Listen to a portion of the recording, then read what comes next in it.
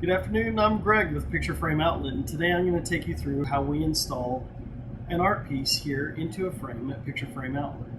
We start out with a piece today by Mike Grubbs Photography. This is our resident photographer here at our shop. And what we do is we use a simple hinge mount, and we take a strip of artist tape. We simply tear off enough that will go the entire length of the photograph. Now, the important part about our hinge mounting is we only use one piece of tape at the top only. We don't want to tape at the bottom. The reason is we want gravity to do its work and continue to pull down on the bottom of the piece. If we've got it taped, what can tend to happen is the photo can tend to ripple. So, place the mat over the picture. We put it in the proper location. I turn it over just to ensure that the tape has sealed on the back of the mat so that over time it doesn't fall out of the mat. I've pre-cut a couple of boards as backings. We use an acid-free backing board, which is the only thing that should ever touch the back of your photograph, should be the acid-free board. We put that on the back. Then I do use a piece of cardboard which is not acid-free. What it does though is it fills in the space in the back of the frame so that you get a nice flush fit when your job is complete. So we've got our backing boards, we've got our photo installed in the mat. I'll take a piece of regular glass, just set that over the top. I did use a glove for my safety just because the glass can be sharp. What I do is I place that over, visually inspect it for any dust or fingerprints or any other marks. We want to go ahead and wash the glass. We'll wash the front side, and then we do wash the back as well. There can be fingerprints, as you all understand, on both sides. So, we've got the front washed, we'll wash the back. Give it just a quick spray. And I'll move the bottle out of the way so that you can see. Okay, once we've got both sides of the glass clean, we want to visually inspect it once again, just to make sure that there's no dust, no debris, make sure that we've got our picture in there straight. And once we're pleased with the look of the mat and the picture with the glass, we'll take our frame. This is the frame we'll be using today. This is a composite frame, so very, very similar to wood, however not completely wood products. What we'll do is, in order to keep that in the frame, we use what's called a point gun. This is really the magic. We squeeze the handle. I like to put them in about every 4 inches or so. So on this 12 by 16 piece, we'll use 4 points along the long sides. I use 3 points along the short side.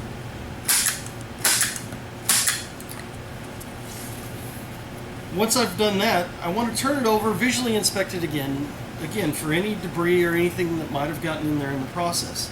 If I do find something, I'll take those points out, we'll start over the process, and we'll make sure that we don't have any dust or debris that's left inside. Once I'm pleased with the look here, I'll flip it back over. We use adhesive transfer tape, which is essentially just a double-sided tape. Run that along all 4 sides, and then I'll take a piece of paper, just a simple butcher paper will do just fine. We lay that over the top. What this does is it creates a dust cover. It helps to keep from dust, debris, bugs, anything else that might want to try and get into the frame. Keeps those from getting in, and it keeps our piece lasting nice and long, looking just like the day that you had it framed. So I take and trim the excess paper just using a simple razor blade. Trim all 4 sides, pull that off, and we've completed the dust cover on the installation. You can see nice and flat, no rippled surfaces, there are no gaps in there. There's adhesive all the way around, so we're not going to get things like bugs and dust and all the wonderful things that you find here in southern New Mexico that might want to try and get in. So we use screw eyes as our hook and wire system. What I tend to do is I will measure the entire length of the frame. In this case it's 18. Then what I'll do is I'll measure a third of the way down to put our eye screws in. This ensures that the picture hangs on the wall properly, that it's not bowed out from the top, or that it's not sticking out too far from the wall. A third is just about right. If you put the hanger too high, you're going to have the hook showing through above the edge of the frame. And if you put it too low, you're not going to be able to balance it properly on the wall for it to look right.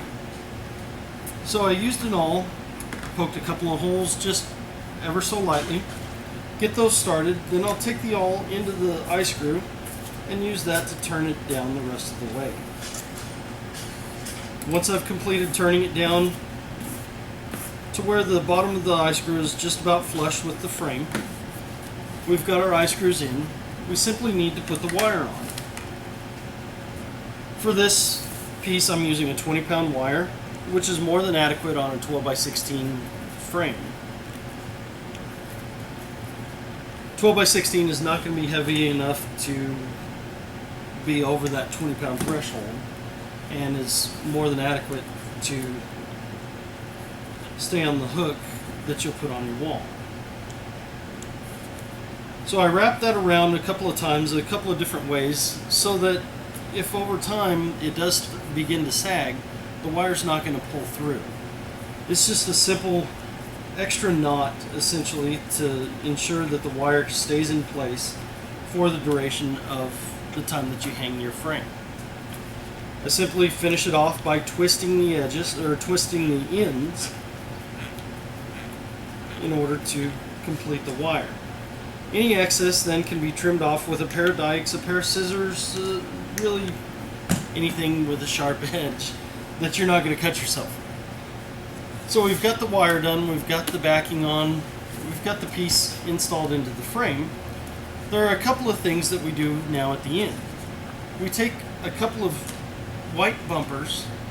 These go on the bottom corners of the frame in order to keep the frame from damaging your walls, from making any marks or anything like that.